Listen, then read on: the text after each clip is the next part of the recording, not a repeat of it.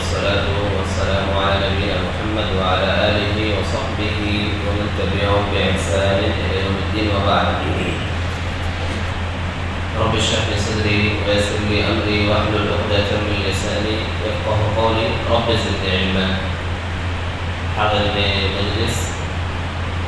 آج ہم رمضان مبارک کی 19ویں روزہ میں ہیں اور یہ روزہ یا یہ تاریخ اسلامی غزوات کے سلسلے میں، اسلامی فتوحات کے سلسلے میں یہ تاریخ فتح مکہ کے لیے مشہور ہے۔ فتح مکہ کے سلسلے میں مورخین نے یا سیرت نگاروں نے اور بھی تاریخوں کا تذکرہ کیا ہے کہ یہ لڑائی یا یہ غزوہ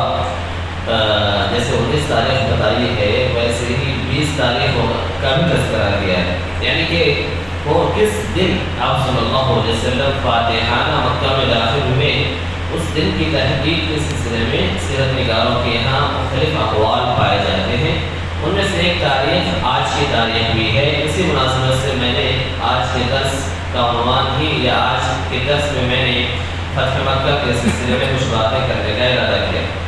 اور یہ جو سورہ پڑھ کے میں نے آپ کو سنایا ہے یہ سورۃ النصر ہے، یعنی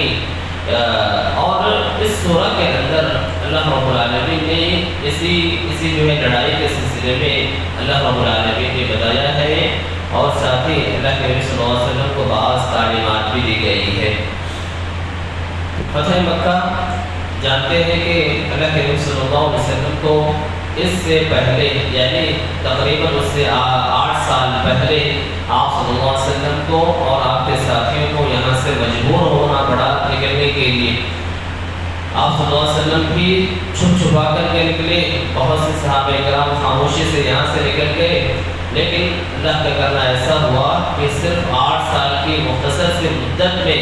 حالات ایسے بدلے، آپ صلی اللہ علیہ وسلم کی دعوت اس طرح رنگ لائی اور جو ہے مسائل ایسے جو ہے وجود میں آئے کہ آپ صلی اللہ علیہ وسلم صرف 8 سال کی قلیل مدت میں جہاں سے چھپ چھپا کر کے نکلے تھے وہاں آپ فاتحانہ داخل ہو رہے تھے۔ یعنی سبحان اللہ، انسان جو ہے کسی جگہ سے کسی حالات سے مایوس نہ ہو، بلکہ انسان کے کرنے کا کام یہ ہے کہ ہم کو اور آپ کو جو ذمہ داری دی گئی، ہم اور آپ اپنے جو مقصد متعین کیے ہوئے ہیں، اسلام کی خدمت میں لگے ہوئے ہیں، حالات جیسے بھی ہوں ہم کو اور آپ کو مایوس نہیں ہونے چاہیے۔ کوئی نہ کوئی راستہ اللہ رب العالمین ضرور نکالتا ہے جس سے انسان اپنے اس مقصد میں وہ ضرور کامیاب ہوتا ہے۔ یعنی سبحان اللہ، کوئی تصور کر ہی نہیں سکتا تھا کہ جہاں سے ابھی مسلمانوں کو نکلنے پہ مجبور کیا جا رہا ہو اور جہاں سے خود نبی کریم صلی اللہ علیہ وسلم چھپ چھپا کر کے نکلے ہوں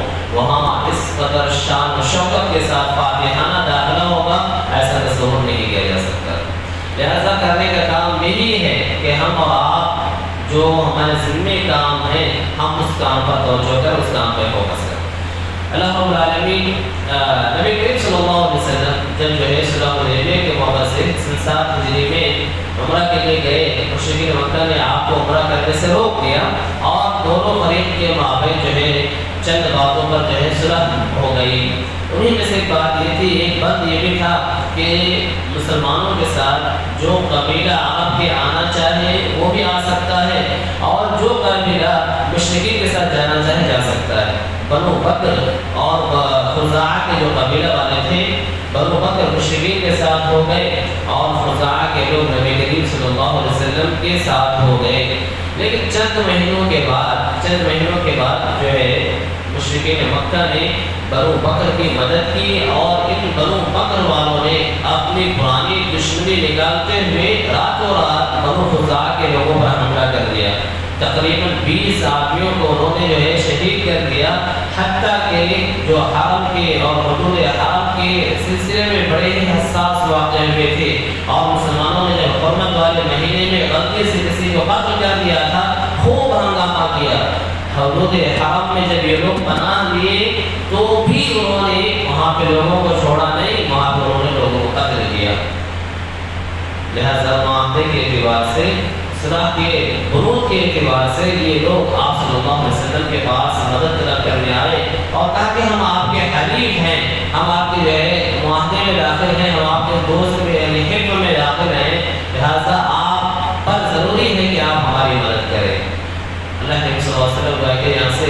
مکے کی کو فتح کرنے کی تیاری شروع کر دیا آپ نے۔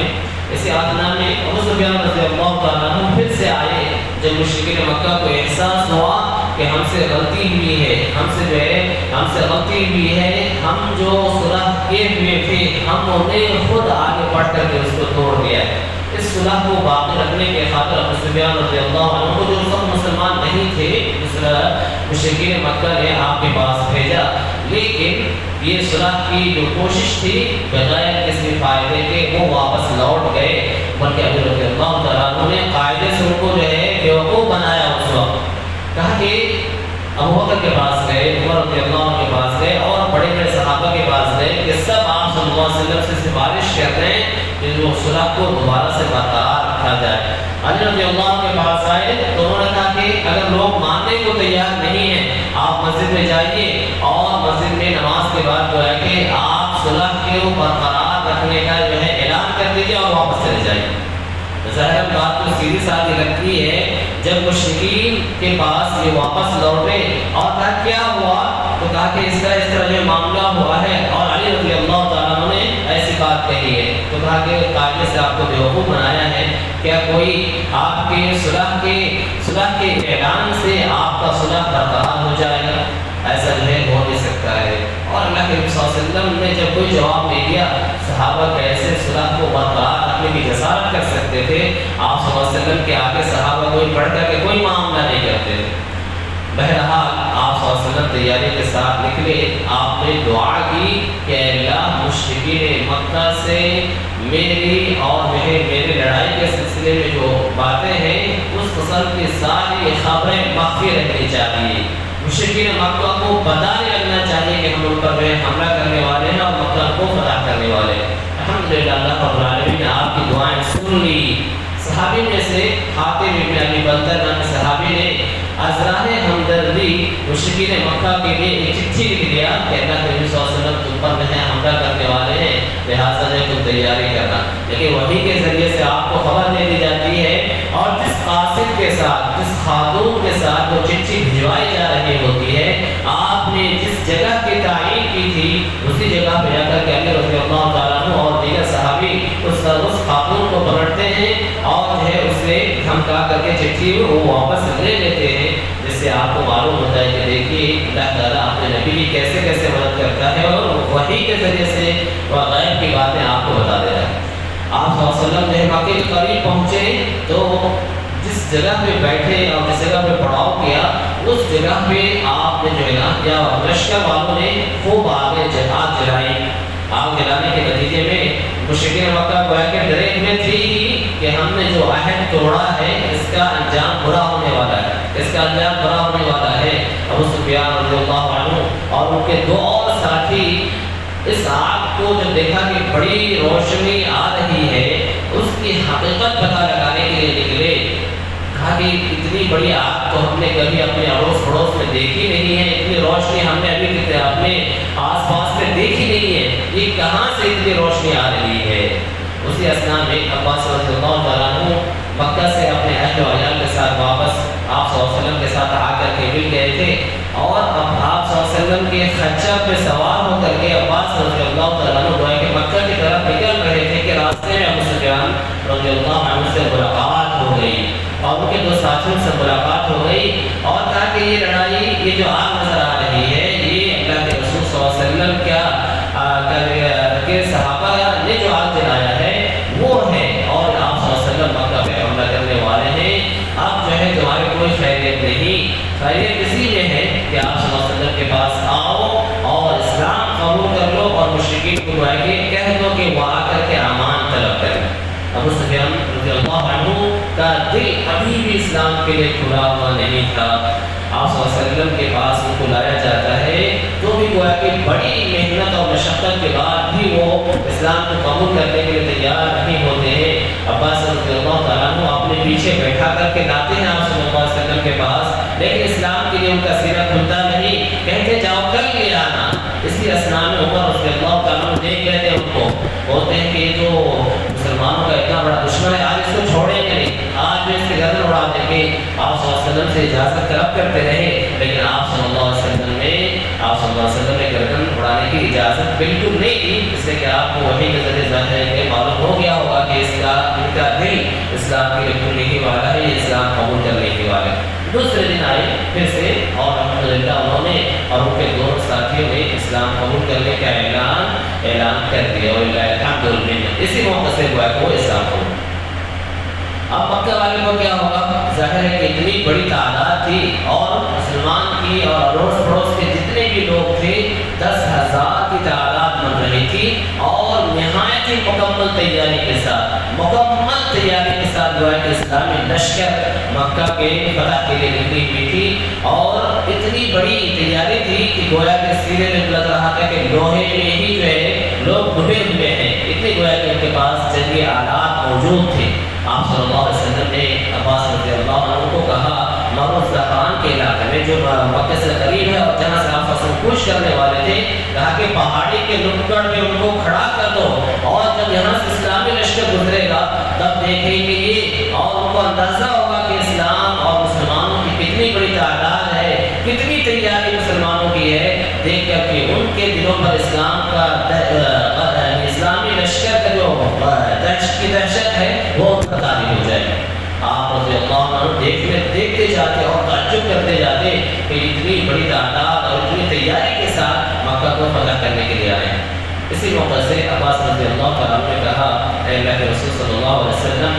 کیا کہتے ہیں، ابو سفیان فخر کو پسند کرتے ہیں، آپ کوئی بات ان کے لیے ادا کیجیے جو ان کے لیے باعث فخر ہو۔ آپ صلی اللہ علیہ وسلم نے کہا کہ آپ یہ اعلان کروا دیں، یہ کہہ دیں جو شخص ابو سفیان کے گھر میں داخل ہو جائے وہ امن و امان میں ہے، جو اپنا گھر بند کر لے وہ امن و امان میں ہے، جو کعبے میں چلا جائے وہ امن و امان میں ہے۔ یہ ساری باتیں آپ صلی اللہ علیہ وسلم نے بتلائی، اور وہ کہ مختلف فوج کو مختلف حصوں میں تقسیم کیا، اور مکہ کے مختلف راستوں سے آپ صلی اللہ علیہ وسلم فوج کے ذریعے سے داخل ہوئے۔ مشرکین کو اندازہ لگ گیا تھا، لیکن پھر بھی وہ ایک چھوٹی سی جماعت انہوں نے بنائی، ایک فوجی جو ہے دستہ بنایا، اور کہا کہ ہم ان کے ساتھ ہیں، اگر یہ لوگ جیت جاتے ہیں تو ظاہر ہے کہ ہم انہیں کے ساتھ ہوں گے، اگر ہار جاتے ہیں تو جو کچھ ہم کو کہا جانے والا ہے وہ تو کرنا ہی پڑے گا۔ اسی لیے بہت مختصر سی لڑائی ہوئی، اور خالد بن ولید رضی اللہ تعالیٰ عنہ اس فوجی دستے کے جو ہے کمانڈر تھے، اور تقریباً انہوں نے فوراً جو ہے اس فوجی یعنی قریش کے فوجی دستے کا خاتمہ کر دیا، اور جو ہے یعنی معاملہ صاف ہو گیا، اور سب لوگ جو ہے الحمدللہ مکے میں جو ہے فاتحانہ داخل ہوئے۔ اور دیکھیے اللہ رب العالمین نے جب نبی کریم صلی اللہ علیہ وسلم کو اتنی بڑی نعمت سے جو نوازا، تو آپ صلی اللہ علیہ وسلم کی حالت کیا تھی؟ آپ صلی اللہ علیہ وسلم جو قرآن کی تلاوت کر رہے تھے اور اتنا جھکے ہوئے تھے کہ گویا کہ آپ کا سر جو ہے لکڑی کجانے سے بھی لگنے سے جو ہے آپ کا سر جو ہے ٹکرا رہا تھا۔ یعنی آپ کا یہ جو عمل ہے عام دنیا کے دیگر فاتحین کے مقابلے میں بہت ہی مختلف اور الگ ہے۔ انسان جب جو ہے کہیں فاتحانہ داخل ہوتا ہے تو گویا کہ سینہ اس کا چوڑا ہو جاتا ہے اور وہ اکڑ جاتا ہے، تکبرانہ داخل ہوتا ہے، مزاج میں تکبر آ جاتا ہے۔ لیکن اللہ کے نبی صلی اللہ علیہ وسلم کا معاملہ کیا ہے؟ آپ صلی اللہ علیہ وسلم نہایت ہی عاجزی کے ساتھ اپنا سر جھکائے ہوئے ہیں، قرآن کی تلاوت کر رہے ہیں، اور مسجد مکہ میں جو ہے داخل ہو رہے ہیں۔ یہ ہے اسلامی آپ صلی اللہ علیہ وسلم میں اور عام دیگر جو ہے فاتحین میں فرق۔ اور یہاں یعنی معمولی سی لڑائی کے بعد کسی کو مقابلے کی سکت نہ تھی، اور کیسے بھی مقابلہ کر پاتے، اس لیے کہ ان کے پاس اتنا موقع مل بھی نہیں پایا کہ وہ آپ صلی اللہ علیہ وسلم اور صحابہ کرام رضوان اللہ علیہ اجمعین کا مقابلہ کر سکیں، اور مکہ جو ہے آپ صلی اللہ علیہ وسلم کے ہاتھوں میں بھاگنے والے بھاگ گئے، اپنے گھر بند کرنے والے گھر بند کر لیے، مسجد حرام میں پناہ دے لیا، ابو سفیان رضی اللہ عنہ کے گھر میں پناہ لیا۔ اور دوسرے دن جب سارے لوگ جمع ہوئے تو سب کے سب آپ کے پاس جو ہے سر جھکائے ہوئے کھڑے ہیں۔ آپ نے پوچھا اب تمہارا کیا معاملہ ہوگا؟ سب جو ہے آپ کی تعریف کرنے لگے کہ آپ تو جو ہے بڑے ہی شریف ہیں اور بڑے شریف بیٹے بھائی کے بیٹے ہیں۔ آپ صلی اللہ علیہ وسلم نے یہاں پر عام معافی کا اعلان کروا دیا کہ اذهبوا وانتم طلقاء لا تثریب علیکم اليوم، آج تمہاری کوئی گرفت نہیں ہے، آج تم سب آزاد ہو، سوائے چند لوگوں کے جو بدماشی میں اور شرارت میں انتہا کو پہنچے ہوئے تھے۔ آپ صلی اللہ علیہ وسلم نے انہی چند لوگوں کے خون کو رائگاں قرار دیا اور کہا کہ یہ اگر کعبے میں بھی پائے جائے، کعبے کے کپڑے کو پکڑ کر کے لٹکے ہوئے بھی ملیں تو بھی ان کی گردن اڑا دینا، اس لیے کہ انہوں نے مسلمانوں کو اور اسلام کی راہ میں بڑی رکاوٹ بنے ہوئے تھے، ان کا یہ جرم ناقابل معافی ہے۔ اسی طریقے سے صرف چند لوگوں کے ساتھ آپ صلی اللہ علیہ وسلم نے یہ حکم دیا اور چند لوگوں کو کعبے میں ہونے کے باوجود ان کے جرم کے سبب ان کو معاف نہیں کیا گیا، ان کو معاف نہیں کیا گیا اور ان کو قتل کروا دیا گیا۔ اور بعض لوگ جن کے خون کو آپ نے قلعت میں قرار دیا تھا، یعنی ان کے قتل کا حکم بھی صادر فرما دیا تھا، بہت سے لوگ بھاگ نکلے مکہ چھوڑ کر کے، ان کے لیے امن و امان طلب کیا گیا اور اللہ رب العالمین نے بعد ان کو اسلام کی توفیق دی۔ یہ دیکھیے بھی اللہ رب العالمین کی عجیب حکمت ہے کہ جن کی بدمعاشی کے سبب ان کے قتل کا حکم صادر ہو چکا ہو اور وہ مکہ سے باہر نکلتے ہیں، بعد میں ان کے لیے امن و امان طلب کر لیا جاتا ہے، پھر اللہ رب العالمین انہیں اسلام کی دولت سے نوازتے ہیں اور پھر انہوں نے اسلام کے راہ میں بڑی قربانیاں دیتے ہیں۔ تو انسان ایک وقت ایسا ہوتا ہے جس کے قتل کا فرمان صادر ہو چکا ہے، اس کے باوجود نبی کریم صلی اللہ علیہ وسلم کو ان کے مستقبل کا پتہ نہیں ہے، مستقبل ان کا جو ہے ایمان کے بعد بہتر ہوتا ہے، اسلام کے لیے وہ بڑی خدمات انجام دیتے ہیں۔ لہٰذا یہی وہ لڑائی تھی، اسی لڑائی کے بعد اللہ رب العالمین نے جیسے اس سورہ میں کہا ہے کہ جب اللہ کی مدد آ جائے گی اور فتح آ جائے اور آپ لوگوں کو دیکھیں گے کہ اللہ کے دین میں فوج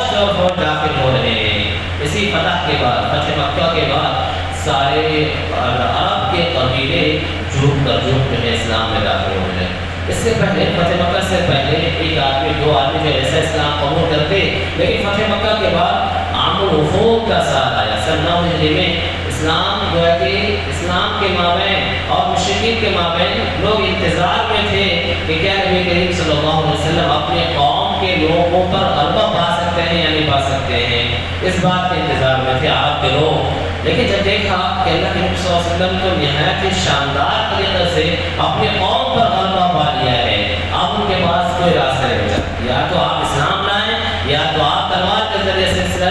نبی کریم صلی اللہ علیہ وسلم اور صحابہ کا مقابلہ کرنے کو تیار ہو۔ مقابلہ کیسے کریں؟ یہاں دیکھا کہ ان کے قوم کے لوگ جو لڑائی میں اتنے زیادہ مہارت رکھتے ہوں، جو لڑائی میں ہمیشہ آگے ہوں، وہ مقابلہ نہیں کر پائے تو ہم کہاں سے مقابلہ کر پائیں گے؟ تو یہاں یعنی صرف دو آپشن بچ گیا، یا تو اسلام لے آؤ یا تو تلوار سے مقابلہ کرو، مقابلہ کی اب سکت نہیں ہے۔ اس لیے اللہ نے کہا وَرَأَيْتَ النَّاسَ يَدْخُلُونَ فِي دِينِ اللَّهِ أَفْوَاجًا، آپ لوگوں کو دیکھیں گے اللہ کے دین میں فوج در فوج داخل ہوتے ہوئے۔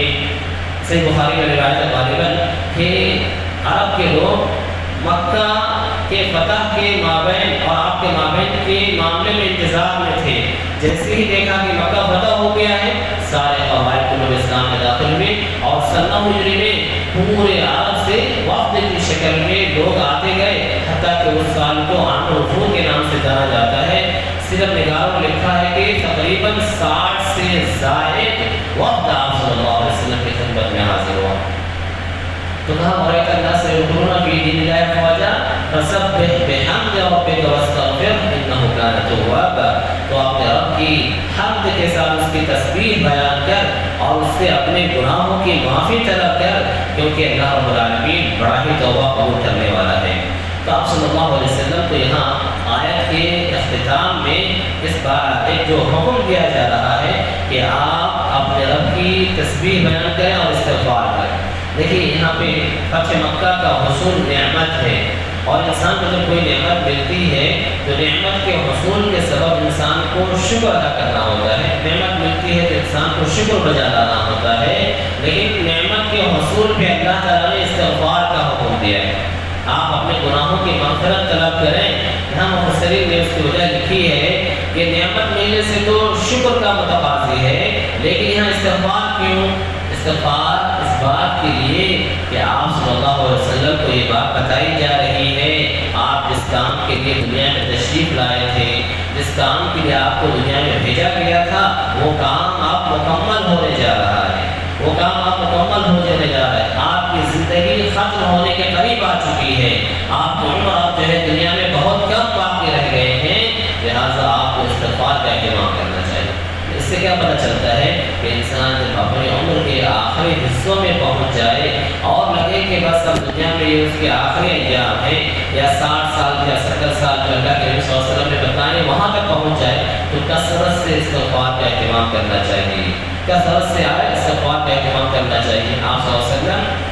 رکوع میں بھی اور سجدے میں بھی استغفار کرتے، سبحانک اللہم ربنا وبحمدک اللہم اغفر لی، اسی کے بعد آپ صلی اللہ علیہ وسلم جو ہے پڑھنے کا اہتمام کرتے۔ تو یہ دن جو ہے اسلامی تاریخ میں نہایت اہم دن ہے اور اسی کا ذکر اللہ رب العالمین نے اس آیت سورہ میں کیا ہے۔ ہم سب کو اللہ رب العالمین اللہ کی تسبیح و تحمید اور ساتھ ہی ساتھ استغفار اور توبہ کی توفیق عطا فرمائے، آمین۔ سبحان ربک رب العزة عما یصفون وسلام علی المرسلین والحمد للہ رب العالمین۔